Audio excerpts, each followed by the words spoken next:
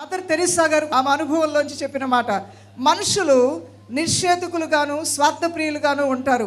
అంటే మనుషులు చాలా స్వార్థప్రియులుగా ఉంటారు. పోనీలే క్షమించు ఏమనుకునేదంటే ఆవిడ చాలాసార్లు ఆవిడ పని చేస్తూ ఉన్నప్పుడు, ఆమె డీల్ చేస్తున్నప్పుడు తన తోటివారు, తనతో ఉన్నవారు, తన చుట్టుపక్కల ఉన్నవారు, ఆమె ద్వారా చాలా మేలులు పొందినటువంటి వారు, ఆమె దయతో వారి పట్ల ఎంత కనికరంగా ఉన్నా వారు కొన్నిసార్లు ఆమె హృదయాన్ని గాయపరిచినా ఆమె ఒకటి అనుకునేదంట, మనుషులు స్వార్థప్రియులు, పోన్లే క్షమించేస్తాను. మరొక మాట కూడా ఆమె చెప్తుంది, నువ్వు దయ చూపిస్తే ఏదో దురుద్దేశంతో చూపిస్తున్నావు అనుకుంటారు, పోన్లే నువ్వు మాత్రం దయ చూపించడం మానొద్దు. నువ్వు దయతో ప్రేమగా మంచిగా మాట్లాడితే వాళ్ళు కొంతమంది అపార్థం చేసుకుంటారంట.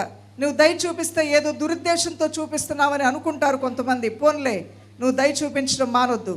నువ్వు యథార్థంగా ఉంటే మనుషులు నిన్ను మోసగిస్తారు, పోన్లే అయినా నీ యథార్థతను మానొద్దు. నువ్వు సంతోషంగా ఉంటే మనుషులు అసూయపడతారు, పోన్లే నువ్వు మాత్రం సంతోషంగానే ఉండు.